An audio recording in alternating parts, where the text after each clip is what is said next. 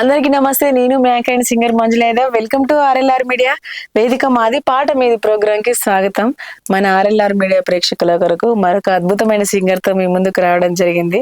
తన పాటలు నిజంగా మీరు అందరూ వింటే మైమరిచిపోవాల్సిందే. నేను చెప్పడం కాదు, ఇంకెందుకు ఆలస్యం, సింగర్ ని పరిచయం చేసుకుందాం. నమస్తే అమ్మా. నమస్తే అమ్మా. బాగున్నారా? బాగున్నా. ఎక్కడమ్మా మన పేరేంటి? మాది ఇన్నుపాముల. ఇన్నుపాముల, కేతపల్లి మండలం, నల్లగొండ జిల్లా. పేరు యాదమ్మ. యాదమ్మ.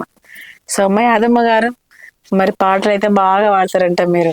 సో నీ తోడుకి వచ్చిన వాళ్ళు చాలా చెప్పడం జరిగింది మీ గురించి. సరే అమ్మా. సరేనా? పాడతారా? సరేనా? పాడతా. ఏం పాటలు పాడుతున్నారు ఫస్ట్? మరి రాముంది పాడతా. రాముడు ఎందుకు? దేవుడు పాడుతూనే స్టార్ట్ చేద్దాం అనుకురా?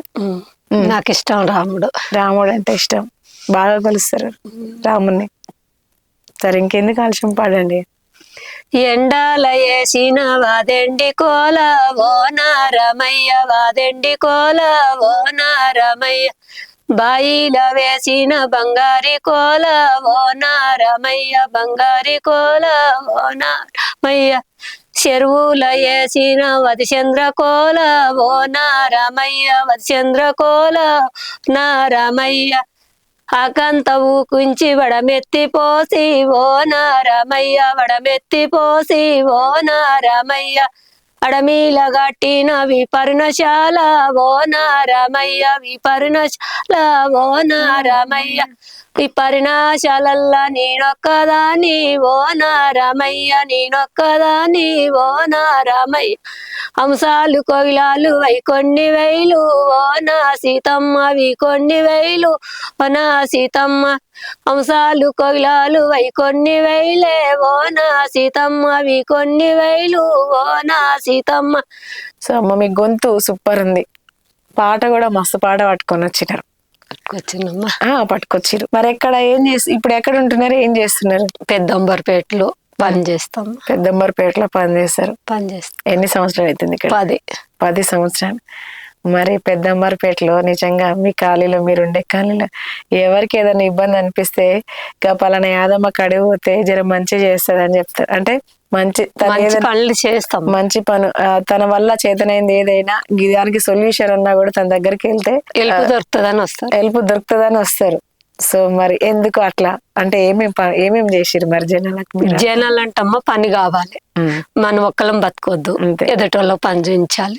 ఆకలి కొని వచ్చారనుకో, నా దాంట్లో కొంచెం అన్నం దానం చేస్తా, పక్కన ఉంచుకుంటా. ఏదన్నా బట్టలు అవసరం అనుకో, నా కాడ లేకపోయినా వాళ్ళ కాడ తెచ్చిప్పిస్తా. నా ఇంట్లో ఏది ఉంటే అది నేను సాయం చేస్తా. నా ఒక్కదానికి ఏం కావాలన్నాను, నా తరపున ఇంకా 10 మందికి పని చేయిస్తా. ఇల్లు కావాలన్నా, రెంట్ కావాలన్నా, ఏదైనా పని కావాలన్నా పలానే యాదమ్మ, అంతే గా యాదమ్మ కడుపు. ఏ మేడం అనేది అవసరం ఉంటే యాదమ్మ గీ పనికిరా, ఎవరన్నా చెప్పు, అలాంటి పనులు చేస్తామ్మా నేను. అట్లా యాదమ్మకి ఎందుకు చెప్తారు మరి? కొంచెం ఓపిక ఉంది, ఎక్కువ డుమ్మాలు కొట్టను, చెప్పినట్టు ఇంట, ఏదన్నా చదువుకోపోతారు. మరి యాదమ్మ తెచ్చిన వాళ్ళు కూడా అట్లనే ఉంటారని తీసుకురమ్మంటారా? నా ద్వారా వస్తా అంటే నేను తెలిసిన ఆమె తీసుకొస్తే వాళ్ళు అలాంటి ఇలాంటి వాళ్ళు కారు, మంచి వాళ్ళని అయితే తీసుకొస్తుంది. రేపు పొద్దున ఆమె ఏదన్నా నన్ను అడుగుతాను, అధికారం ఉంటది అట్లా అని చెప్తారు. మరి నిజంగా అంటే నేను జస్ట్ నాది పుట్టిన ఒక కామన్ క్వశ్చన్. మరి పని కావాలన్నా, కిరాయిలు కావాలన్నా, హెల్ప్ కావాలన్నా ప్రతి ఒక్కరు మీ దగ్గరికి వస్తే ఇలా దారి చూపిస్తారు. మరి చూపించడానికి ఏమైనా డబ్బులు తీసుకోరు? ఎందుకు? వద్దు నాకు, నేను కూడా చచ్చి కోమల పోయి బతికి వచ్చిన. ఎందుకు? ఏమైంది? నేను ఆచ్మేన్ లో 2010లో ఆచ్మేన్ కున్నా. మేము 16 సంవత్సరాల కింద అక్కడ ఆచ్మేన్ కుంటే తెల్లారితే భోగి పండుగ. భోగి పండుగ అయితే మా ఆయన బ్యాటరీ లైట్ తెమ్మంటే తీసుకెళ్ళాడు. నా బాబు 3 సంవత్సరాలు ఉంటాడు. అందులో ఇచ్చి వస్తుంటే ఏదో అమ్మురుకొని కింద పడేసింది. నాకు పడేసి ముఖం మొత్తం సర్జరీ చేశారు నాకు 2010లో. అంటే ఈ ముఖం అంతా డామేజ్ అయిపోయింది. ఇక్కడ ఎముకలు ఇదంతా ఏ పార్సల్ ఆ పార్సల్ బొక్కలు ఇరిగిపోయినాయి, చెయ్యి ఇరిగిపోయింది, కాలు ఇరిగిపోయింది. అట్లా చనిపోయింది, మా బతకదు అని వదిలేసారు. అయితే మా అని కోమలో నెల 15 రోజుల్లో పోయి వచ్చినాక ముఖానికి ఆపరేషన్ చేశారు. నెల 15 రోజులు కోమా వెళ్ళి పోయి వచ్చినాక ఆపరేషన్ చేశారు. ఏమో బతకదు చనిపోయింది తీసుకుపోరంటే మా వాళ్ళందరూ బతికింది లేకపోతే లేదని మా అమ్మ మా నాన్న లేకుంటే మా ఇద్దరు తమ్ముళ్ళు సపోర్ట్ చేశారు. మా ఫ్యామిలీ మొత్తం నన్ను బతికించారు. బతికిన తర్వాత ఒక 6 నెలల దాకా నాకు కడుపులకి ఏం హారం ఇవ్వలే, గ్లూకోజల మళ్ళా మజ్జిగ పాలు అలా బతికిచ్చారు. బతికిచ్చినాక కాలు కొంచెం ఇప్పుడు కూడా అవుటే నేను ఇక అట్లా అని వచ్చి ఒకసారి వాళ్ళ ఇంట్లో పనిచేస్తా. అట్లా అయిపోయింది.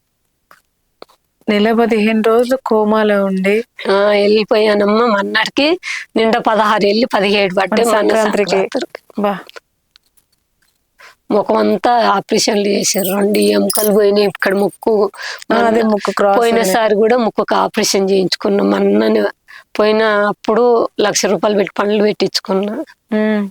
అంటే పనులు కూడా పోయినాయి మొత్తం ఎక్కడికక్కడికి వెళ్ళిపోయి ఆనగా నమస్గా మడిచి ఉన్న అంతే ఊపిరి ఉంది అంతే అంతే. మొత్తం ఎక్కడికక్కడ చేయి పోయింది, ఈ కాలు పోయింది. అది నాకు పుణ్యం. నేను ఎవరు చేసినో పుణ్యమో పాపమో నేను మళ్ళీ బతికి ఒక జన్మెత్తి నా కొడుకు 3 సంవత్సరాల బాబు. ఆ పిల్లల గురించి నేను ఇప్పుడు కూడా జనానికి నా హెల్ప్ నా పిల్లలకు మంచిగా ఉండాలి, అది నా కోరిక అంతే. బాబా అంటే అంత ముందు కూడా ఇంతే సహాయ గుణంతోనే ఉండేవాళ్ళ? ఎప్పుడైనా ఇదే గుణము ఇదే ఉండేది. పొలం పనులకు వెళ్ళి పాటలు పాడుకుంటా సరదాగా పని చేసుకునేది. కళ్ళు గీస్తందుకు వెళ్ళే వాళ్ళం. కానీ ఎప్పుడైనా ఎవరికి పెట్టేదాన్ని కానీ ఎవరిది తినేదాన్ని కాదు. మేము 5 అక్క చెల్లెళ్ళం, 2 అన్నదమ్ములు, మా అమ్మగారు నల్గొండ దగ్గర నర్సింగ్మెట్లో. మా ఫ్యామిలీ కూడా పెద్దది. అందరికి హెల్ప్ చేసేదాన్ని నేను మంచిగా. అందరితోనే ఇప్పటికీ బాగా సరదాగా ఉంటా నేను. సరదాగా ఉంటా. సో మరి ఆ రోజు పడ్డా అన్నారు కదా, అంటే ఏమైంది, ఏమనిపించింది మీకు? ఏంలే, మా ఆయన బ్యాటరీ అంటే పైన ఉన్నాడమ్మా, లైట్ ఇచ్చొద్దామని వెళ్ళాను. వచ్చేస్తుంటే పైన అక్కడ కూలోళ్ళందరూ డబ్బులు పంచుకుంటారు. నాకు ఇక్కడ సంకలు ఏదో ఎత్తుకున్నట్టుగా అయ్యి లిఫ్ట్ గుంతలు పడేసరికి నేను మా ఆయనని కేకేశాను, చనిపోతున్నా శంకరు నన్ను కాపాడాను నేను అనేసరికి అప్పుడు అక్కడ గుంతలు పడిపోయేసరికి నీ కాళ్ళు గన్నెట్ సట్ర అయింది లిఫ్ట్ గుంతలో. అది నిన్న స్లాబ్ పడ్డ, నేను ఈ రోజు పడిపోయాను. పడేసరికి ఇది రాయి మీద పడి 2 బోన్లు ఇరిగిపోయినాయి. ఈ ఎముకలు ఇరిగిపోయి ఈ పండ్లన్నీ ఇక్కడికి వచ్చేసినాయి. నోట్లకి వెళ్ళి దారాలు వచ్చి బెడ్ మొత్తం చనిపోయింది అయిపోయిందని అంటే మళ్ళీ హాస్పిటల్ నుంచి కామినికి వేసుకుపోయారు నార్కట్పల్లిలో. అట్లా జరిగింది. ఇది హైదరాబాదేనా? కాదు, నార్కట్పల్లి. మీకు అయింది నార్కట్పల్లి అయింది. నార్కట్పల్లినే ఉన్నాం అప్పుడు. నార్కట్పల్లి జరిగింది. ఇట్లా గతం ఇట్లా గడిచిపోయింది. ఇంకా తర్వాత బాగా పొలం పనుల్లో పోయి నడవలేక కొంచెం దూరం ఈ పనులు కాడ పొలాలు గిట్లా ఉండని మాకు తెలిసిన సారు ఇక్కడికి రా అని తీసుకొచ్చిండు. తీసుకొస్తే ఆచమనుకున్నాం. మా తమ్ముడు మాట్లాడలే కొద్ది రోజులు నాతోనే. మునుపు పోయి ఇట్లా అయిపోయావు, పిల్లలు ఉన్నారు. మా ఆయన కొంచెం మోటు పనులు చేయడు, బలం పనులు చేయకపోయేది. ఒక కళ్ళు గీసేది, ఇంక మిగతా పనులు చేయకపోయేది. నువ్వు చనిపోతే ఆ పిల్లలకు ఆహారం ఎవరు చూస్తారు? ఆ పిల్లలు ఎవరు బోధిస్తారు? ఆ పిల్లలు నువ్వు పోతే ఆ పిల్లలు ఆగమైపోతారు. మేమేం దాకా చూస్తాం? చూడలేము. నీ తల్లి ఉన్నట్టు ఉంటదని ఇంకా మా తమ్ముడు కొద్ది రోజుల దాకా మాట్లాడలే నాతో. మాట్లాడక తన కొద్ది రోజులకు 6 నెలలకు 8 నెలలకు కరెంట్ షాట్ కూడా చనిపోయింది తన. ఇక అట్లా చనిపోయింది. నాతో మాట్లాడలే ఎవరు మా వాళ్ళు. ఇప్పటికీ అట్లా పని చేస్తున్నావు, అన్ని దెబ్బలు తల్లికి కూడా. నీ పిల్లలని నువ్వు ఉండబట్టుక నీ బిడ్డ పెళ్లి చేసుకుని నీ కొడుకుని చదివించుకున్నావు. అదే నువ్వు లేకపోతే నీ పిల్లలు ఏమైపోతారు అంటారు నన్ను. ఇప్పటికి కూడా ఈ కాలం తావిటి నువ్వు ఇంకా అంత పోరాడుతావు ఎందుకని తిడతారు నన్ను. మీ తమ్ముడు నీతో మాట్లాడ నీకెంత ఇబ్బంది, నీకైతుంది ఇబ్బంది అని తన ఆలోచించి మాట్లాడలమ్మ, ఏడ్చాడు. ఎందుకంటే నేను పడ్డ బాధ అనేది వాళ్ళు చూడలేకపోయారు. నాకు తిండి పెట్టలే ఒక 8 నెలల దాకా మంచంలో పడి ఎన్నో కడుపంతా అతకపోయి కడుపులకి ఏం పోక ఈ ముఖం చెయ్యిరిగిపోయి ఈ ముఖానికి ఆపరేషన్ జరిగి కాళ్ళకు సిమెంట్ కట్టేసి కాళ్ళు కొట్టేసి పోతారా అని మస్తు నరక వ్యాధిని వెళ్ళిన. కానీ అలాంటి పగ రాకూడదు ఎవరికి, పగ వల్ల కూడా రావద్దు. అంటే మీకు అప్పుడు ఆ తర్వాతకి అలా అయిన ఇంకా ఇన్సిడెంట్ అంటే ఒక ఎత్తుకపోయి అందులో అంటే మనిషిలాగా పడేసినట్టు అంటే మన ఉరుములు మెరుపులో గాలి మెరుపులో కనిపించింది కళ్ళకు. అది ఎప్పుడైతే కనిపించింది మా ఆయనని కేకేశాను నేను. అంటే పడే ముందుకే కనిపించిందా? నేను అక్కడ దిగుదామని మెట్ల దగ్గరకు వచ్చాను. మెట్ల ఎమ్మటి లిఫ్ట్ ఉందమ్మా. అది అయ్యేసరికి ఇట్లా మన లైట్లు కాక చెలుక్కొని ఉరువులల్లో మెరుపులలో ఎట్లా వస్తే అట్లా వచ్చేసింది. రాగానే ఇట్లా మన పాపని చిన్న పాపల మనం ఇక్కడ అట్లా కూర్చోబెట్టుకున్నట్టు అయింది. ఎప్పుడైతే ఇట్లా కూర్చోబెట్టుకున్నట్టు అయ్యి ఇట్లా ఊగినట్టు అయింది, అప్పుడు మా ఆయన కేకేసి, నాకు డౌట్ వచ్చి మా ఆయన కేకేసిన, నేను చనిపోతున్నా శంకరు అని. మా ఆయన పైనే ఉండు వచ్చేసింది. పడంగానే అంటే వాళ్ళు ఏమనుకోరంటే పక్కన మేస్త్రీలు ఉన్నారు చాలా మంది, కట్టెలు గూళ్ళని అనుకోరు. మా బాబు పండుకొని రెడ్డి అంకుల్ మా అమ్మ చనిపోయిందని మా నాన్న కేకేస్తుండని అన్నాడట. శంకర్ నువ్వు అక్కడనే ఉండు, మేము వచ్చేస్తాం వచ్చి నన్ను తీసినప్పుడు గుర్తుంది నాకు. తీసి మా పాక ముందల పడేసినప్పుడు పండేసినప్పుడు గుర్తుంది. ఇంకా తర్వాత ఏం జరిగింది నాకు గుర్తు లేకుండే. కాలు నా చెయ్యి ఇరిగిపోయిందన్నా, నా కాలు ఇరిగిపోయిందన్నా, నా ముఖం పోయిందన్నా ఏడ్చాను. నీకేం కాదులే అమ్మ, నువ్వు బతికిస్తానులే అని అన్నారు. తీసుకుపోయి అక్కడ వేసినాక చనిపోయింది, ఏ హాస్పిటల్కి తీసుకుపోతారు, ఏటేసుకుపోతారు అన్నారట.